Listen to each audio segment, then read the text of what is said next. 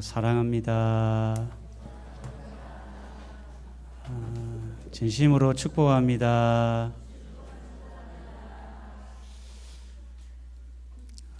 참 오늘은 너무나 기쁘고 즐거운 날입니다.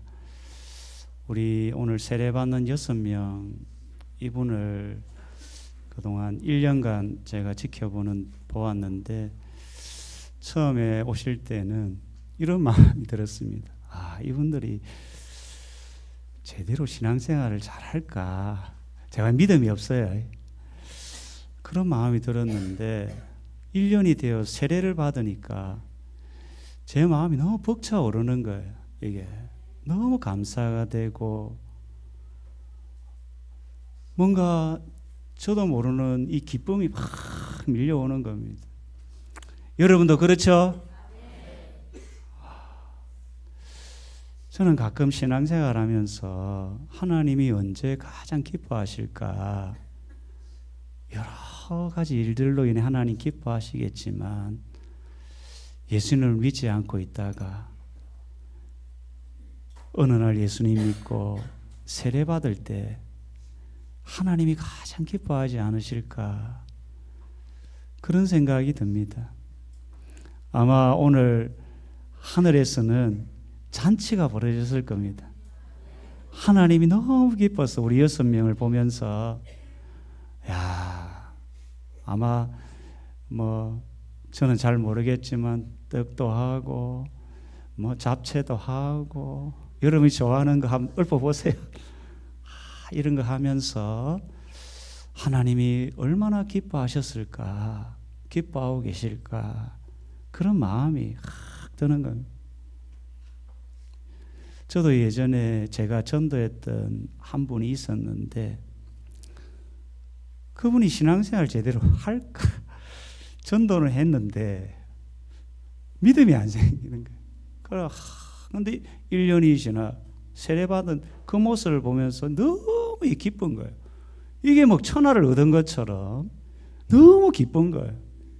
그래서 밥 사주고 선물해주고 아깝지가 않은 거예요. 그분이 세례받고 이제 신앙생활을 하는 걸 보면서 너무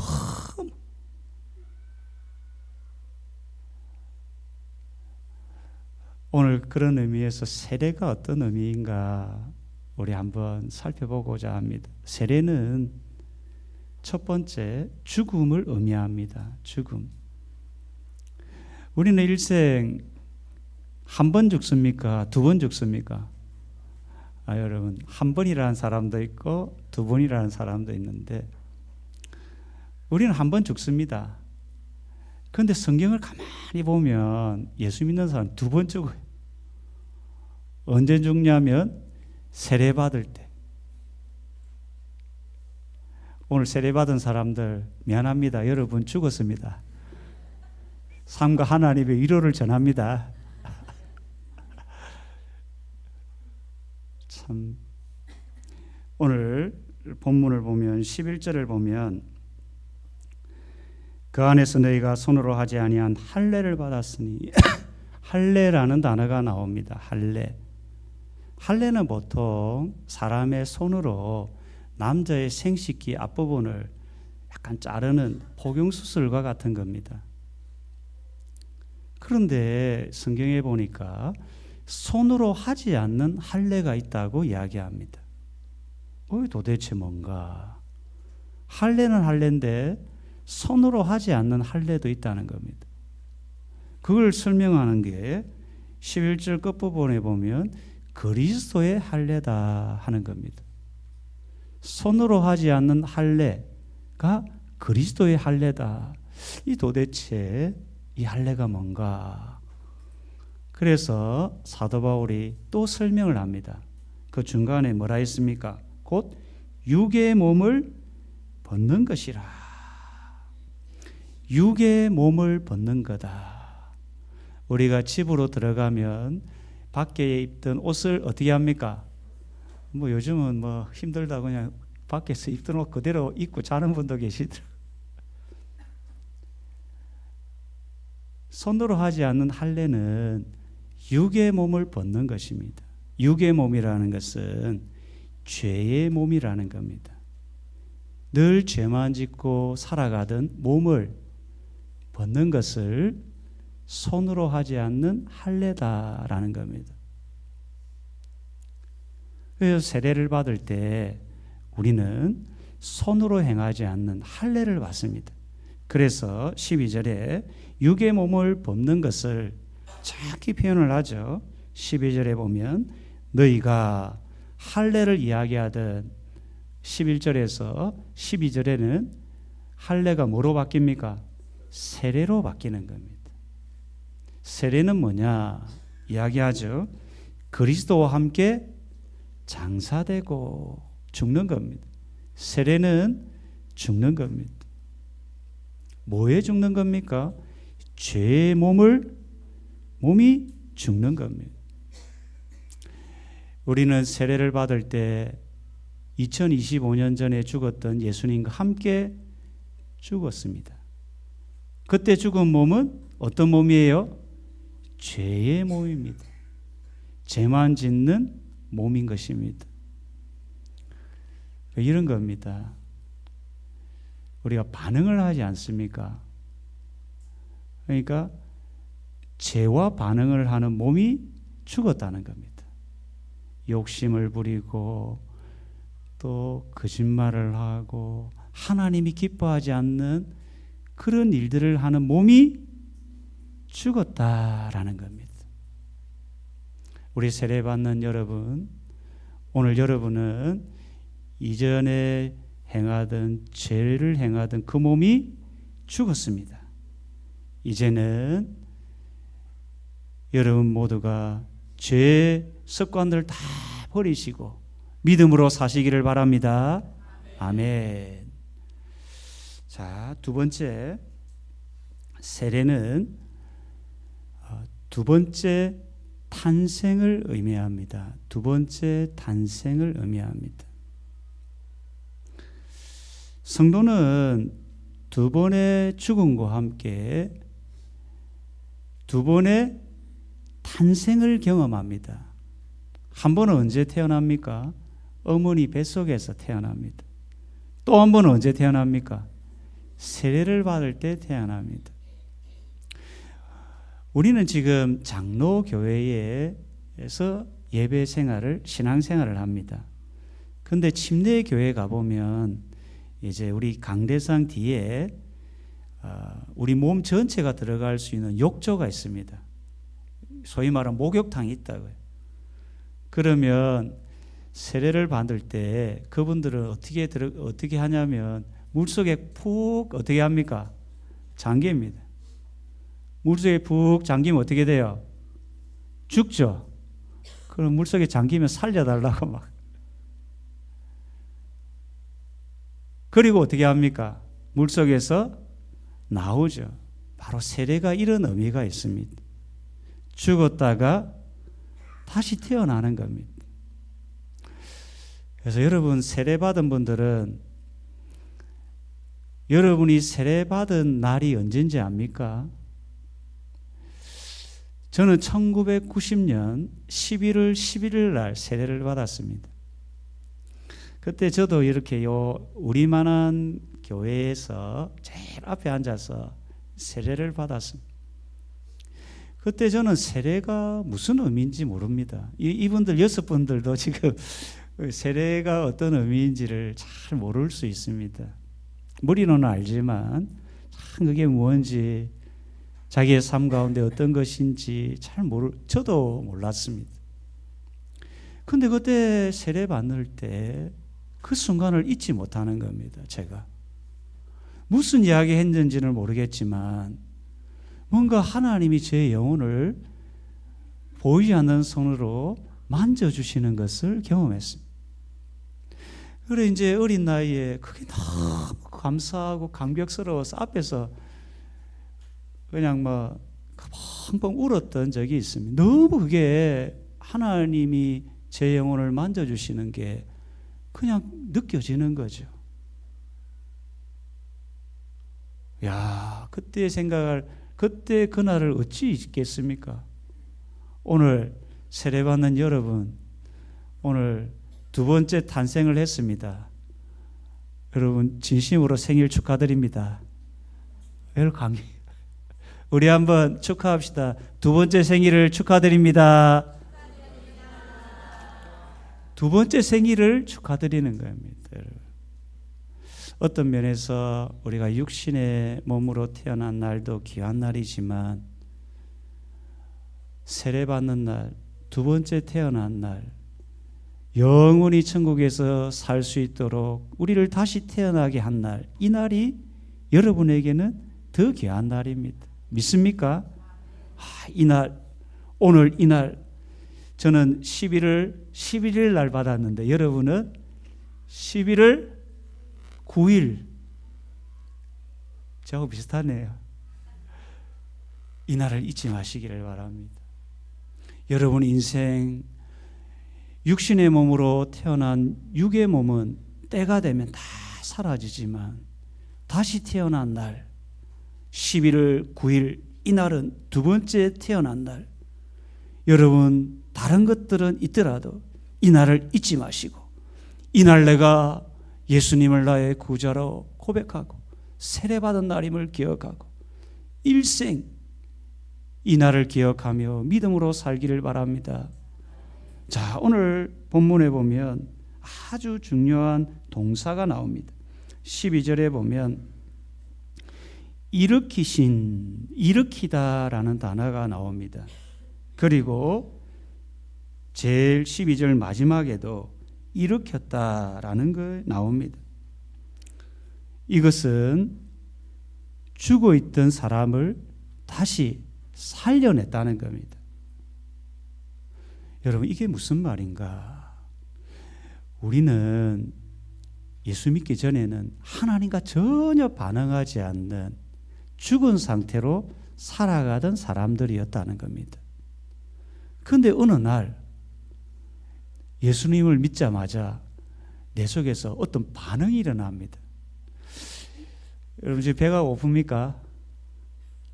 그런 배에서 반응을 하죠. 뭐 어떻게 합니까? 꼬르륵꼬르륵 좀 소리가 들리네. 반응을 하죠. 그처럼 이전에는 하나님과 전혀 반응을 하지 않던 내가 이제는 하나님과 반응하는 사람이 되었습니다.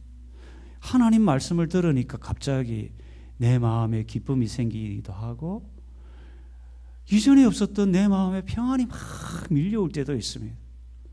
나도 모르는 사이에 어느 날 두 손을 모아서 기도하고 싶을 때도 생기는 겁니다. 이전에 내가 이런 사람도 아니었는데 하면서 정신 차리라고 따기를 하면 그런 사람도 있습니다. 이전에는 전혀 내가 이런 사람이 아니었는데 예수님을 구주로 믿고 살다 보니까 이제 하나님과 반응하는 사람이 되었다는 겁니다.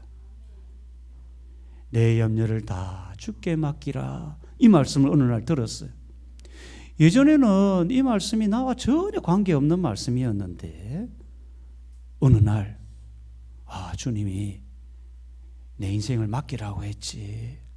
이 반응을 하기 시작하는 겁니다. 이게 세례받은 사람의 바른 모습입니다. 이전에는 죄와 반응하던 사람이 이제 그 몸은 죽고 이제 하나님과 반응하는 하나님의 말씀을 들으면 어찌 그리 마음에 평안한지요. 아멘입니까? 예전에는 하나님 말씀 들어도 뭐가 뭐지 잠만 오던데 어느 날 내가 바뀌는 겁니다. 내 속에서 하나님의 이렇게 꿈틀꿈틀거리면서 반응하기 시작하는 겁니다. 이게 은혜라는 거죠. 이게 하나님의 사람들이 나타나는 독특한 특징인 겁니다. 그렇게 세상 살다가 근심 걱정이 많아 있었는데 어느 날 내가 기도하다가 하나님이 모든 근심 걱정을 다 떠나가게 하시고 마음의 평안을 주시는 겁니다. 이게 세례받은 사람의 아름다운 모습인 겁니다. 여러분 이전에 죄의 몸은 죽고 이제 하나님과 반응하는 새 사람이 되었습니다. 앞으로 여러분 하나님과 반응하고 하나님의 말씀을 들으면 즉각 반응할 반응해 살아가는 여러분 되기를 주의 이름으로 축원합니다. 세 번째 세례의 의미는 결혼입니다. 결혼을 의미합니다. 오늘 저는 깜짝 놀랐습니다. 세례 받는 분들이 오늘 넥타이도 하고 우리 보면 결혼식 가는 것처럼 진짜 결혼식 가는 것처럼 신랑 신부처럼 입고 오셨어요. 제가 시킨 것도 아닌데 어떻게 이 세례의 의미에 딱 맞게 넥타이를 매고 또 양복을 하고 참 너무 감사한 겁니다. 세례는 결혼입니다. 여러분, 누구와 결혼하는 겁니까? 예수님과 결혼하는 예식이 어떤 면에서 세례식인 겁니다. 오늘 12절을 한번 보면 이렇게 이야기합니다. 중요한 또 단어 하나가 나오죠. 이 이제 예수님과 결혼한 것을 뜻하는 한 단어가 나옵니다. 12절에 뭘까요? 함께라는 단어입니다. 함께, 여기 보면 12절에 보면 세례로 그리스도와 함께 장사되고, 제일 마지막에 보면 그 안에서 함께 일으키심을 받았느니라. 우리가 성경에 보면 남자와 여자가 부모를 떠나 하나가 된다고 합니다. 이게 결혼이죠. 남자와 여자가 결혼을 하면 하나가 됩니다. 결혼하신 분들 지금 남편과 아내가 하나인 줄 믿습니까? 별로 하나가. 여러분, 하나라는 겁니다. 우리 신앙도 마찬가지입니다. 이제 세례받은 여러분, 여러분의 신랑은 예수님이고 우리는 신부입니다. 오늘 세례받은 여러분에게 축하드립니다. 신랑 되신 예수님과 결혼한 것을 진심으로 축하합니다. 여러분도 다시 따라해 보세요. 신랑 되신 예수님과 결혼한 것을 진심으로 축하드립니다. 여러분은 오늘 양복도 입고 오셨는데 여러분은 지금 신랑 되신 예수님과 결혼을 한 겁니다. 자, 그러면 이제 우리는 어떻게 살아가야 합니까?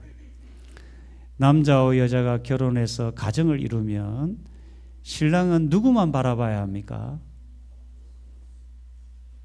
아니, 가정에서 남편들이요 다른 여자를 보면 됩니까? 안 됩니까? 됩니까? 신랑 결혼을 하면 신랑은 세상에 여자는 누구밖에 없다? 아내밖에 없습니다. 그렇게 아내만을 사랑해야 됩니다. 아멘 해야 되는데. 자, 아내들이여, 세상에 수많은 남자 중에 남자는 하나밖에 없습니다. 누굽니까? 남편밖에 없는 겁니다. 남편이 아무리 못나도 세상에 가장 멋진 남자는 나와 함께 사는 바로 내 남편이다. 이게 결혼 생활이죠. 신앙생활도 마찬가지입니다. 이제 결혼을 했으면 지금까지는 세상에 눈을 돌리다가도 이제 내가 사랑하고 의지해야 될 분은 한 분밖에 없습니다. 그분이 누굽니까? 예수 그리스도입니다. 주님은 그것을 원하는 겁니다. 이제 세례받은 분들이요, 내가 정말 사랑해야 될 분은 오직 한 사람, 예수님임을 믿으시길 바랍니다. 예수님을 사랑하고 또 하나가 있다면 결혼은 연합입니다. 세례도 연합입니다. 누구와 연합입니까? 예수님과 연합하는 겁니다. 이제 세례받은 사람은 나 혼자 사는 것이 아니라는 겁니다. 누구와 함께 사는 겁니까? 예수님과 함께 사는 겁니다. 예수님과 동행하는 겁니다. 여러분, 혼자 있을 때 너무 외롭다고 생각하지 마십시오. 너무 힘들다고만 생각하지 마십시오. 여러분 곁에 누가 계십니까? 예수님이, 신랑 되신 예수님이 여러분 곁에 계십니다. 지금 여러분 중에는 남편이 먼저 세상을 떠난 분이 계십니다. 너무 슬퍼하지 마십시오. 너무 외로워하지 마십시오. 진정한 신랑은 따로 있습니다. 죄송합니다. 누굽니까? 예수 그리스도입니다.